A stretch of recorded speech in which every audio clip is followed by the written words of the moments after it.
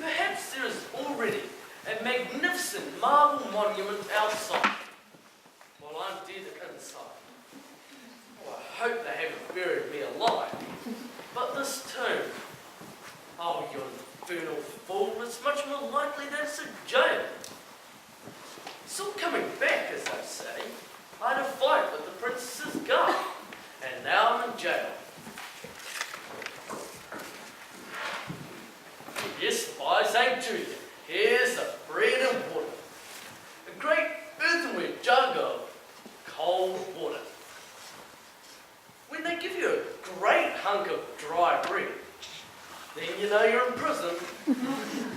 Well, bread is better than nothing when you're hungry, and even water may be drunk in extreme and desperate cases of thirst.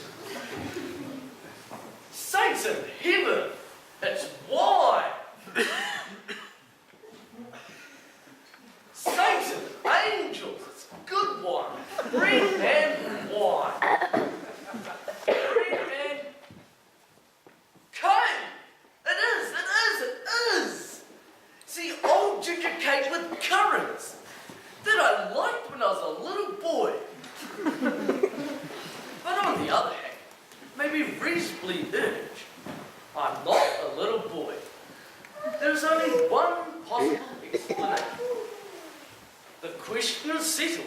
I'm dead and gone to heaven.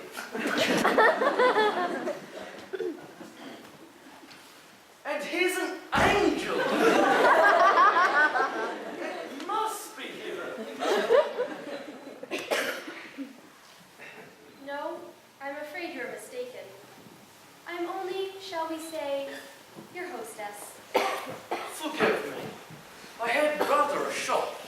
I thought I was dead. And now I have to accept another shock. I find that I'm alive. You find that so very shocking? I find it a little embarrassing, you see. I never was alive before. I was certainly afraid those guards of mine had really killed you. It would have been an excessive punishment, to say the least, for playing the guitar, or the fool. So I sent them back to the barracks for a bit, which is letting them off lightly. I do hope the poor fellows haven't gotten into any trouble through my fault. I don't think you need to worry. I am not very severe. They will drink water for one night and be back again in the taverns tomorrow for wine. May I respectfully make a suggestion? Oh, I am always open to suggestions. Don't let them find bread and water in the cells and cake and ale in the taverns.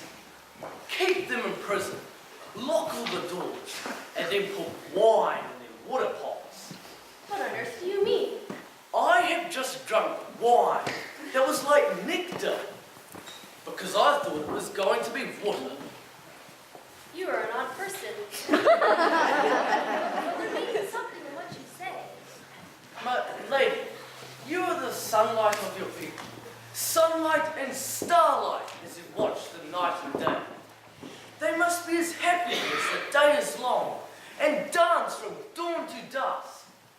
They must fight for a glimpse of your face and sing of you in every street and thank God when they think of you. I do my best. I think I do some good. Nearly all the people around here own their own land, and those that cannot have good regular wages. There are few complaints. They seem contented. Every man is secure of having ale in his ale cask. Every man has a pig at his pig trough. But as for dancing, well, perhaps they are not the dancing sort. Perhaps they are not the singing sort. And as for thanking God, no, I cannot say they are not the thanking sort. They are, well, they are contented. And I'm content. You are a little sad. People generally are when they say they are content. Oh, no, no. Great lady, what am I? Mud out the highway, soiling your carpets, a rag blown over the wall. But will you let me speak for one moment for all the ragged people of the road? The truth that your officers do not tell you, and what I know out of the very mouths of the poor of God.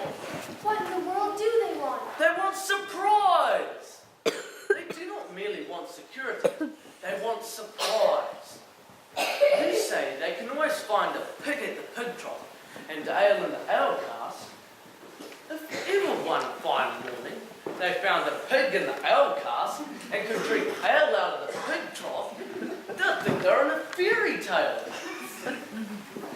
Is that why you want them to find wine in prison? It is because I have just drunk wine that was never drunk since the wedding feast of Canaan, the wine of surprise. Only God could work a miracle like that. I never drank it till this night, when I was stunned, blinded in the black darkness, desperate, believing myself buried alive. But thou hast kept the good wine until now. Was that not the miracle of the wedding feast? Yes, your highness. I've been told that you are near your own. A wedding, I fear, is not always a surprise. I've sometimes wondered whether the wedding could be as sudden as the wooing. You think that there should be two miracles at Cana, that it should apply to the wedding as well as the wine. It is strange you should say so just now. Your highness thinks it's strange. Only because of something that has been in my thoughts for some time. I trust I said nothing unfitting. Oh no, very fitting. It was only strange because it fitted so well into what I had been thinking. I do not presume to inquire into your highness's affairs. Oh, I suppose you know what everyone knows. Phoebus, king of Fontarabia, was once an outlawed knight fleeing the wrath of his overlord, and he hid here in this castle with us, which was a much more famous and powerful castle in my father's day. My father gave him horse and money for escape, and the whole world knows the rest. The wild boy who hid with us became the first soldier of fortune of the age, defeated his overlord, conquered 4 or 5 kingdoms, till his glory shone from Baghdad to Biscay. He is more like an emperor than a king now. Meanwhile, our own fortunes have fallen, and my little province has become shrunken and impoverished. All that remains to be said is this. Before he left us long ago, he proposed for my hand and promised to come back to claim it. He's coming back today. He seems a very unique and eccentric sort of hero. He has actually gained his glory and not lost his honor.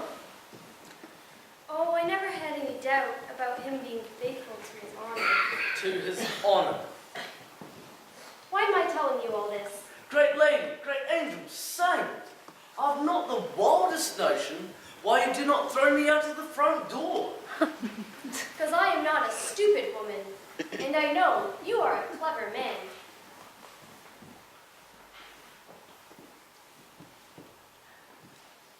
Lady, I mean, you can persuade. You persuaded me with your very surprising theory of surprise. What would look more like lunacy to many people than all your talk about pig in an ale cask. And yet it is true. I know it, and I shall remember it. It fits into my plan. And for that plan, I want the help of your diplomacy and persuasion. For that plan, it is necessary, and I am bold enough to say so, that the king of Fontarabia should keep his pledge, and the nuptials should be celebrated here. you mean his marriage with your highness? There can be no man alive who needs to be persuaded to that. I am not so sure, but I want you to make it sure. Come, I appoint you my ambassador.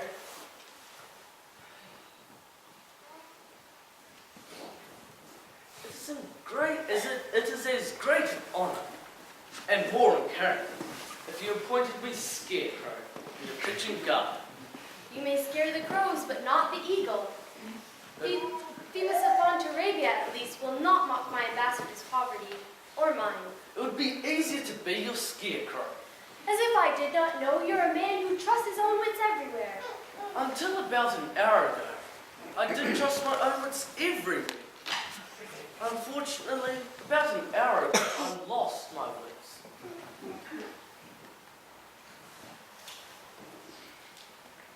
What do you mean?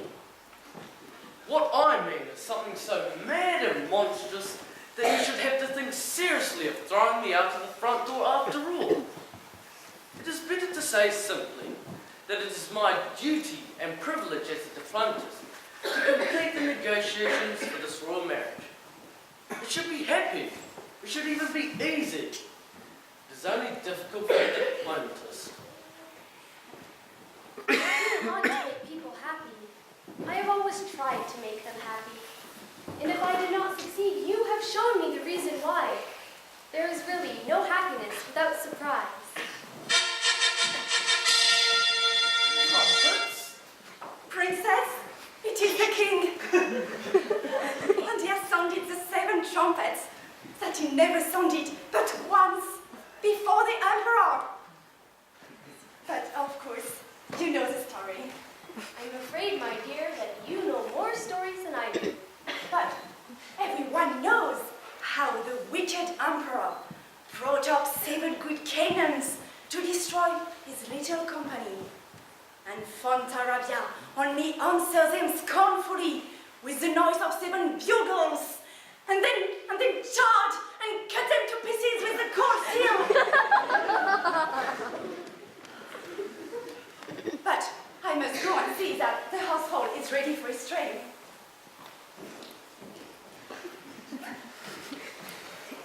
I was telling you that I want to make people happy. But you were quite wrong when you called me a saint. Now she is a saint. And yet, in a strange way, I find it difficult to make her happy. Perhaps that is because she is happy. She seems to only be happy when she is making herself unhappy. You know, the sort of person who always chooses goat because she prefers venison. It generally ends in me forcibly giving her venison even though she prefers goat. This serves her right for being a saint. Yes, I know that type. If you want to give her anything she really wants for herself, you'll have to bind her hand and foot and thrust it down her throat by violence. You are an amazing man. Do you mean you have guessed anything of my plan? I'm a diplomatist, madame, and I know nothing beyond my instructions.